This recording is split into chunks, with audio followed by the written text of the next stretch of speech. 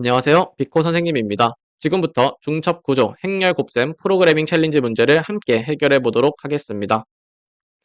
먼저 문제를 이해해 보겠습니다. 문제는 2 곱하기 2 크기의 정수 행렬 2개가 주어질 때 그 두 행렬의 곱을 계산하는 문제로서 2 곱하기 2 크기의 행렬을 저장하고 계산하기 위해서는 다차원 리스트 또는 다차원 배열을 사용해야 되는 문제입니다.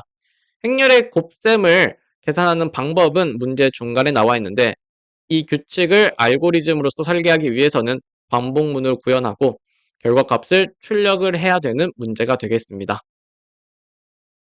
입력 예시와 출력 예시가 나와 있으며 입력 예시와 출력 예시 모두 2 곱하기 행렬로서 나와 있음을 확인할 수가 있겠네요. 그럼 이 문제를 해결하기 위해 알고 있어야 되는 문법적 지식을 살펴보겠습니다. 우선 파이썬에서는 다차원 리스트에 대해서 이해하고 있어야 되는데 이 다차원 리스트라 함은 리스트 안에 리스트를 저장한 형태를 의미합니다. 인덱스를 사용해서 리스트 안의 값에 접근할 수가 있으며 바깥쪽 리스트부터 인덱스를 순차적으로 작성하면 우리가 원하는 값에 접근을 할 수가 있습니다. 예시를 보면 매트릭스 리스트가 있으며 매트릭스 1이라 함은 매트릭스 1 위치에 있는 리스트 중에서 이 위치에 있는 값인 6을 의미한다 라고 할 수가 있으며 우리는 이 다차원 리스트를 사용해서 행렬의 값을 입력받고 저장하고 계산할 예정입니다. 이번에는 C 언어 문법을 한번 살펴보겠습니다. C 언어에서도 마찬가지로 다차원 배열에 대해 이해하고 있어야 되며 다차원 배열이란 배열 안에 배열을 저장한 형태를 의미합니다. 인덱스를 사용하여 배열 안의 값에 접근할 수가 있으며 바깥쪽 배열부터 순차적으로 인덱스를 사용해서 접근할 수가 있습니다. 예시로 매트릭스 1이라 함은 매트릭스 배열 중에서 1번째 위치한 배열 중에서 2번째 위치한 값인 6을 의미한다 라고 할 수 있으며 우리는 이 다차원 배열을 사용해서 행렬을 입력받고 값을 처리해서 출력할 예정입니다. 그러면 이번에는 행렬의 곱셈이 어떤 식으로 이루어지는지 살펴보겠습니다. 행렬의 곱셈은 행렬의 덧셈보다 조금은 어렵지만 결과값을 저장하는 행과 열번호를 토대로 보면 어렵지 않게 이해할 수가 있습니다. 우선 리졸트 00의 값을 우리가 구하고 싶다라고 하면 리졸트 00을 구하고 싶으면 일단은 앞에 있는 행렬에서 0번째 행과 뒤에 있는 행렬에서 0번째 열을 각각 추출합니다. 그런 다음에 추출한 값을 순서대로 곱하고 그 값을 모두 더하면 우리가 원하는 값이 저장되는데 예시를 보면 매트릭스 1에서는 1과 2라는 값이 매트릭스 2에서는 1과 7이라는 값이 각각 추출되며 이를 순서대로 곱해주면 15라는 값이 리졸트 00에 저장되게 됩니다. 리졸트 01도 마찬가지로 첫 번째 행렬에서는 0번째 행과 두 번째 행렬에서는 1번째 열을 추출한 다음에 이 값을 모두 곱하고 더한 값인 21을 저장하고 있음을 확인할 수가 있습니다. 리졸트 1, 0도 마찬가지로 매트릭스 1에서는 1번째 행과 매트릭스 2에서는 0번째 열을 추출하고 곱한 값을 모두 더해서 39라는 값을 저장하고 있으며 리졸트 1, 1 같은 경우에는 첫 번째 행렬에서 1번째 행을 그리고 뒤에 있는 행렬에서 1번째 열을 추출한 다음에 이 모든 값을 곱하고 더한 값인 57을 저장하는 걸 확인할 수가 있습니다.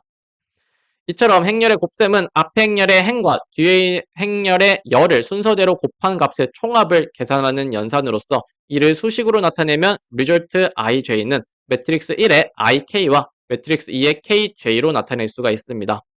여기서 중요한 점은 바로 k로서 k는 0부터 1까지 즉 앞 행렬의 행과 뒤의 행렬의 열을 모두 가져와서 계산해야 하기 때문에 별도의 반복문이 필요하며 우리는 이 문제를 3중 포문 또는 3중 반복문을 사용해서 문제를 해결할 수가 있겠습니다. 그럼 소스 코드를 통해서 한번 살펴보겠습니다. 이번에는 파이썬 소스 코드인데요.